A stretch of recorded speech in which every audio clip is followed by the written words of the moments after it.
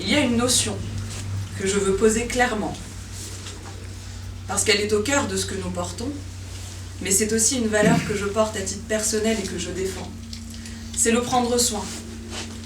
Dans une société de plus en plus dure à vivre, marquée par la précarité, par les violences institutionnelles, systémiques et structurelles, renforcée par le désengagement de l'État et du département, dirigé par Decaland, sur les politiques de solidarité, prendre soin n'est pas une intention morale.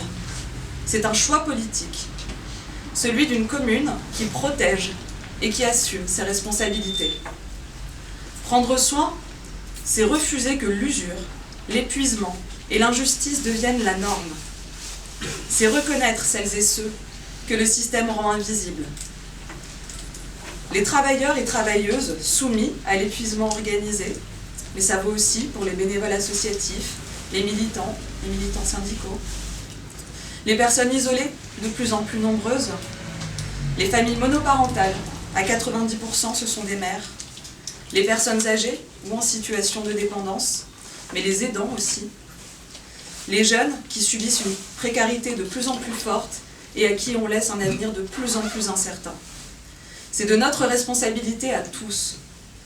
Prendre soin, c'est aussi nommer et combattre les discriminations systémiques, celles liées à l'origine, au genre, à l'orientation sexuelle, à l'identité ou au handicap. C'est défendre la liberté de croire ou de ne pas croire et respecter chacune et chacun, quelles que soient ses croyances. C'est garantir pleinement la laïcité, telle que pensée il y a 120 ans, en 1905. Rompre avec ces systèmes de domination et de stigmatisation, c'est une condition pour faire société. Prendre soin, c'est aussi protéger le vivant dans son ensemble, parce qu'on ne protège pas l'humain en détruisant ce qui rend la vie possible. C'est pour cela que nous parlons de bifurcation, parce que ce dont nous avons besoin, ce n'est pas de reproduire 40 ans de politique libérale, mais de rompre avec cette logique et de changer de cap. Concrètement, prendre soin, c'est d'abord protéger et garantir les droits humains fondamentaux, même ici, à l'échelle de la commune, à Quimper. Cela commence par le droit de vivre dignement, et donc par le logement. On ne peut pas parler de dignité quand on vit avec la peur de perdre son logement, d'être expulsé, quand les loyers explosent, que les logements sont insalubres, quand la spéculation chasse les habitants et habitantes de leur propre ville. Nous faisons le choix de lutter contre la spéculation, de mobiliser les logements vacants, de développer le logement social, de rénover l'habitat et de garantir des solutions d'hébergement.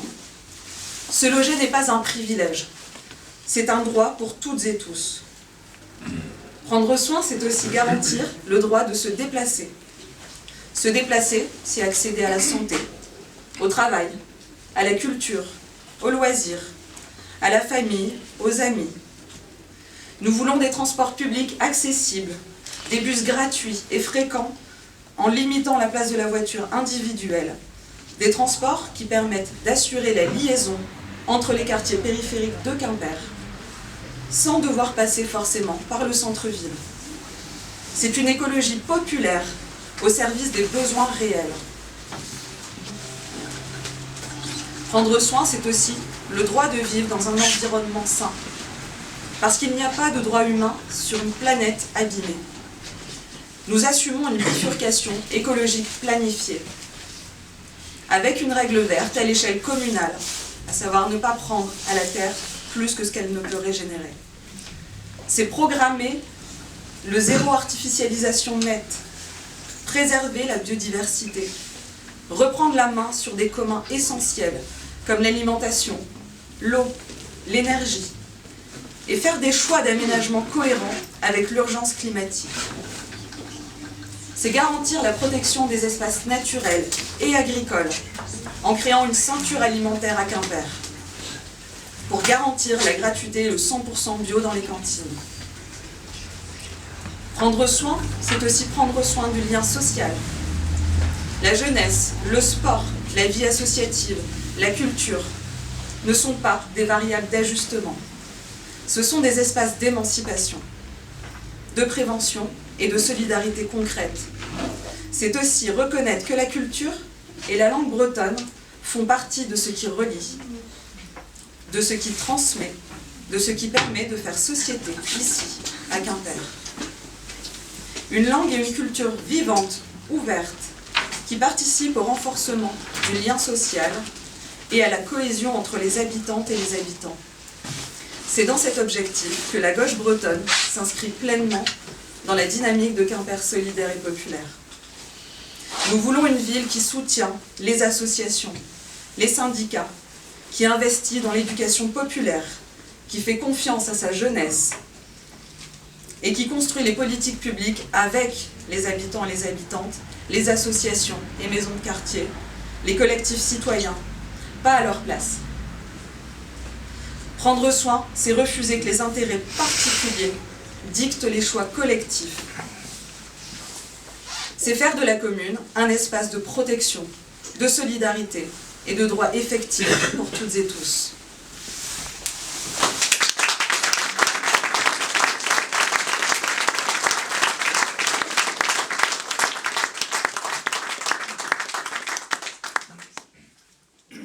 Après Marie, je déclinerai 3 autres de nos axes de campagne et de ce que nous voulons faire changer à Quimper. Et dans ces 3 axes, il n'y a pas de hiérarchie. Donc on ne met pas cette chose en premier. Donc il y a les services publics et la santé, la démocratie locale, ainsi que la prévention et la sécurité du quotidien. Lutter contre les inégalités sociales doit être au cœur d'une politique de ville. Pour cela, un programme municipal ne peut se contenter d'agir à la marge. Il doit faire de la réduction des inégalités et du soutien aux publics vulnérables sa véritable colonne vertébrale. Le maintien et le renforcement des services publics sont essentiels pour les populations les plus défavorisées. Il est donc indispensable de densifier ces services publics et leur maillage. À cet égard, il faudra renforcer notablement les moyens et les rôles du CCAS dans ses missions de pilotage et de coordination de la politique sociale de la ville. Par ailleurs, vous le savez tous, il est de plus en plus difficile de se soigner. Trouver un médecin, trouver un dentiste, un spécialiste. Je vois qu'il y en a qui sont concernés. Devient de plus en plus un parcours du combattant. Donc il est inacceptable qu'à Quimper, comme je pense, en France, comme à Quimper, un tiers des gens renoncent à se soigner et que faute de moyens financiers, ces malades n'ont d'autre choix comme ultime recours que de s'adresser aux urgences des hôpitaux qui eux-mêmes n'en peuvent plus. Aussi, nous proposerions la création plusieurs centres de santé pluridisciplinaires qui permettraient, outre les soins pour tous et sans condition de revenus, permettrait aussi que les urgences des hôpitaux fonctionnent. Ce pourquoi elles ont été faites, s'occuper des cas les plus graves. Par ailleurs, Quimper a besoin d'un nouvel élan démocratique. Nous voulons redonner toute leur place aux habitants dans les décisions qui transforment chaque jour notre vie, qui peuvent transformer chaque jour notre ville. Notre engagement est clair, faire de la démocratie participative un mode d'action quotidien, fondé sur la transparence, le dialogue et la co-construction. Les habitants doivent avoir les espaces et les moyens de débattre, d'élaborer et de décider des choix municipaux, de maîtriser le budget tout au long du mandat municipal, afin que la démocratie devienne réalité, sinon ce ne sont que des paroles. Le budget participatif sera un levier essentiel de cette démocratie, avec des conseils de quartier renforcés, avec plus de pouvoir, d'aller-retour entre les élus et les citoyens. Ils devront avoir aussi des réels moyens et des possibilités de référendum populaire. Toutes les Quimpérois, Quimpéroises quelle que soit leur nationalité, devraient pouvoir participer à ces espaces et à ces moments de démocratie. Ces outils démocratiques rénovés devront être mis, des outils démocratiques rénovés devront être mis en place, comme l'usage et l'écoute surtout après des pétitions ou le référendum d'initiative citoyenne dont le conseil municipal, sous réserve d'une participation importante, dont le conseil municipal devrait tenir compte. Enfin, sujet un petit peu frictionnel par les temps qui courent, la sécurité. Pour nous, la sécurité, la véritable insécurité, elle est avant tout sociale. Et nous nous efforcerons de lutter contre les causes de la précarité, du mal-vivre, de l'isolement, voire de la déshérence. Nous faisons le pari, comme je l'ai déjà dit, de construire une ville accueillante et égalitaire pour tous et toutes, plutôt que celle de ceux qui espèrent éradiquer les symptômes du mal-être en pratiquant la surveillance généralisée et la menace, voire la répression. Nous nous opposons avec détermination à toute surenchère sécuritaire qui semble devenir la préoccupation première de M. Mingui, de Mme Assy, sans même parler de l'extrême droite, derrière laquelle il court. Loin de rassurer et de permettre de vivre et travailler ensemble, cette réponse sécuritaire au sentiment d'insécurité divise, entretient l'inquiétude et alimente le racisme et toute forme de discrimination. Par ailleurs, nous nous prononçons bien évidemment contre l'armement de la police municipale. Et pour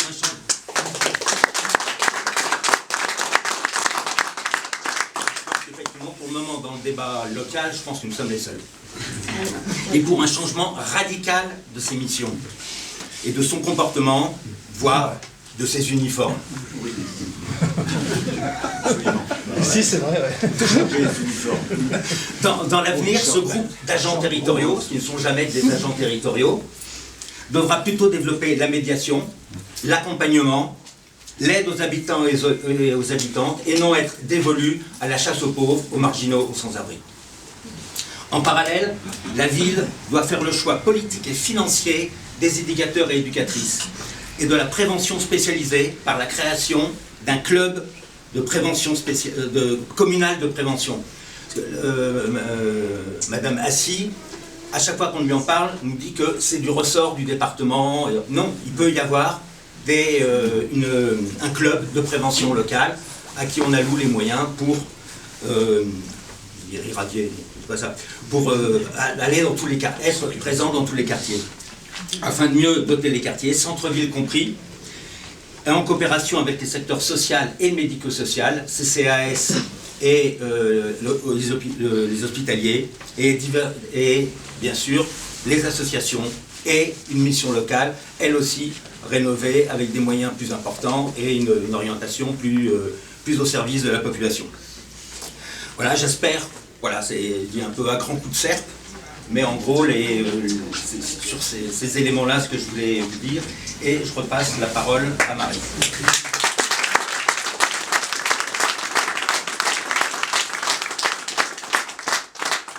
Alors, si nous ouvrons ce local aujourd'hui, ici, au cœur de la ville, c'est pour créer un lieu ouvert où l'on peut se rencontrer, discuter, débattre.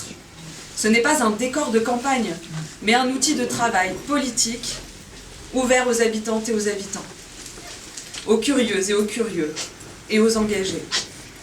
Un lieu pour faire vivre la campagne, ouvert dès aujourd'hui à toutes celles et ceux qui veulent participer à la construction d'une alternative sociale, écologique et démocratique pour Quimper.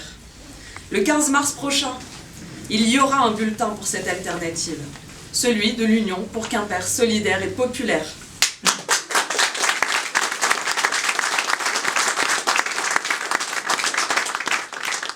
Cette alternative, nous devons la faire. Il n'y a plus à attendre. Nous aurons besoin de vous. Vous pouvez aller voir Élise, éventuellement. Élise, là-bas, pour éventuellement un soutien financier. Et Juc Dip pour vous inscrire dans des actions, participer au travail collectif sur le programme ou rejoindre notre liste. Merci à vous toutes et tous d'être là aujourd'hui, par soutien, par curiosité ou par conviction. Votre présence compte. Merci à vous.